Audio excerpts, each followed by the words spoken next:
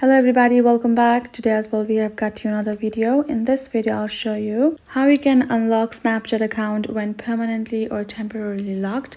But before that, please do make sure to like our video, subscribe our channel, and yes, without any further delay, let's get started. So for that, simply go ahead, open up your Snapchat. Now let's say if your account has been simply banned because of some term and guidance violence, then your account you can simply appeal for that. So you will have the option as soon as you open your app and you see the signing in a section, you will have this option of appeal for it to be unlocked. You're going to tap on that, write it down.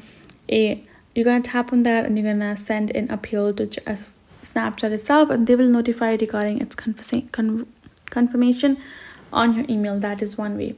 Next way is simply have to wait. If it's temporarily locked, it will be shown and it will take up to 48 hours for it to be unlocked. But if it permanently locked, you have to simply go through the Snapchat help itself to contact, and that for as well you have to see the option outside when you try to sign in. Now if that doesn't work either, you have to simply create a new account for you, but make sure it is not the same device per se, because it will simply reduce the chances of your new account to be locked.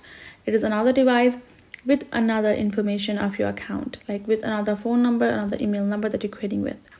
It's gotta be that, then you will be able to create a new account that you can use on your Snapchat. Otherwise, if it's temporarily banned and just banned for some guidance and security community guidelines, then you have the option of appealing. Go ahead, appeal for it, and you have to simply wait till you hear from Snapchat itself. That's the only available option. Hope this video helped. Thank you so much for watching. I'll see you guys in our next video.